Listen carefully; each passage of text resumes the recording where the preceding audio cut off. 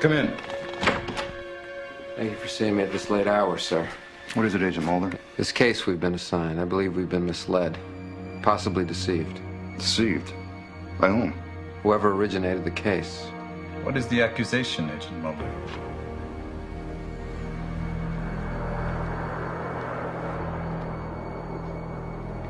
That Agent Scully and I were sent on this manhunt without knowledge of the existence or nature of a contagion.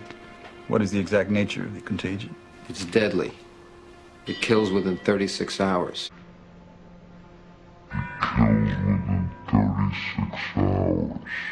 One escaped convict was infected. He's dead now. The other man may be infected, and he's on the loose. Does anyone know how it's communicated? Whether it's a virus or bacteria? We just know that over a dozen men have died from it, and it appears to be highly contagious. Then you don't know much, Agent Mulder. Why weren't we told the truth? We didn't know the truth.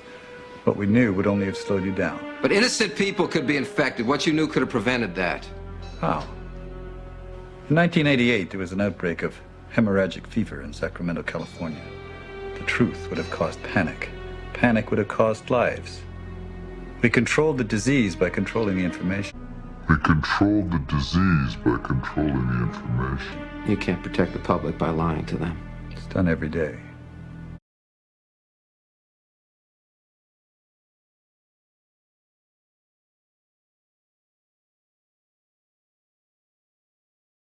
I went back in time to an epidemic of a viral illness that was a pandemic, and at the time, they actually had an NSAID, and it was given quite liberally. And so the question is, what happened at that time, and what were the observations? And it actually was really quite interesting.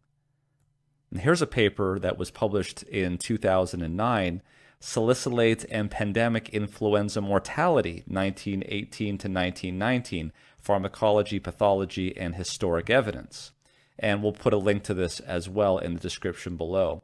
And what it talks about is that aspirin had just come out in 1899, and it was a fresh drug to be used at the time, and it was a great way to get rid of fever. And some people thought that if you could just treat the symptoms of the flu, the patient would get better. And one of the big symptoms of the flu, of course, was the fever. The paper goes into discussing what the toxic dosages are today based on what we know. At the time, people would be given large doses of aspirin until they saw toxicity, and then they would sort of pull back.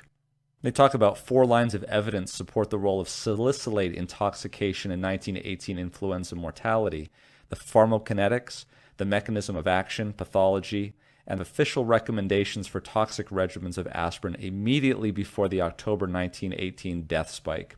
And for those who don't know, 1 grain equals 65 milligrams. So when we talk about grains, you'll see.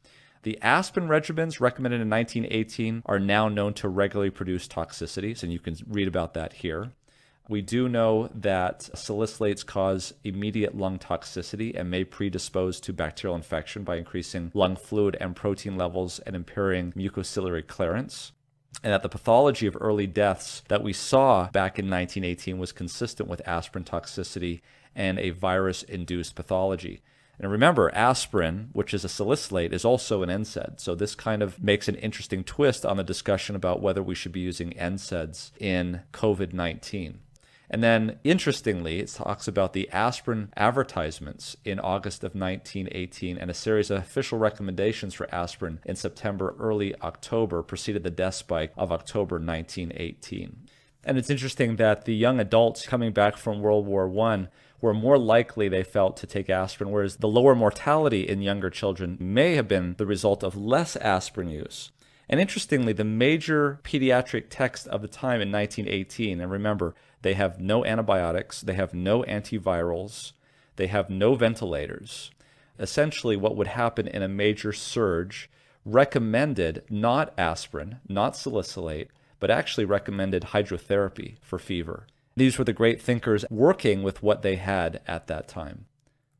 And we can see at the time that there was a dichotomy that was set up in the treatment of the Spanish flu back in the 1918, 1919. Those that really believed in the pharmacodynamics and pharmacokinetics of aspirin, and those that would treat with hydrotherapy.